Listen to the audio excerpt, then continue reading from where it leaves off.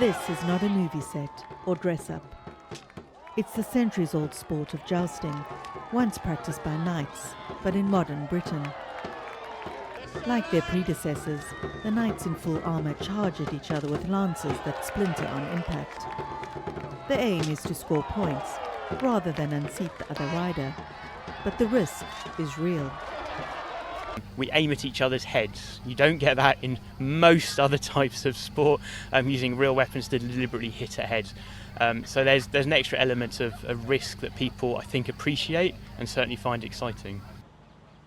Initially a form of military training, knights also attended jousts between battles in the hope of winning tournament prizes. It was hugely popular in medieval times, but had largely died out by the early 17th century. A revival in recent decades has seen recreation jousts take place at historic sites across England, and even calls for it to be made an Olympic sport. The battles draw crowds of fans eager to cheer on a modern-day Lancelot or wild man. I thought it was very exciting, fast-paced action. You could tell they were actually really doing it as opposed to it being scripted. So yes, really enjoyed it.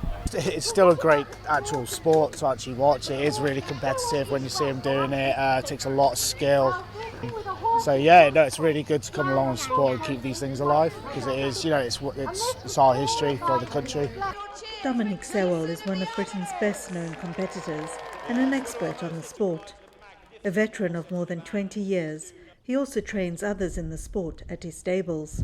A helmet weighing probably about 6 kilos, 7 kilos. It's physically demanding to weigh 30 kilograms of armour on the back of a horse moving at 20 to 25 miles an hour, and then accepting an impact from somebody else moving at the same speed with the same equipment. So yeah, it's very demanding. Doing it day after day after day can be very draining, as is in any sport.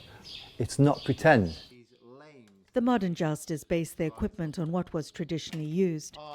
True to its elitist roots, a suit of armour today costs around €20,000. One modern change has been the sport opening to women, like Lisa Dixon. For her, it's an equal playing field that comes down to the relationship between horse and rider. There's no feeling quite like it, being able to get onto these venues and knowing that at some point somewhere around that venue people did joust on there and you are literally following in their hoof prints. I've always said it's a very, very special feeling to be recreating history on history.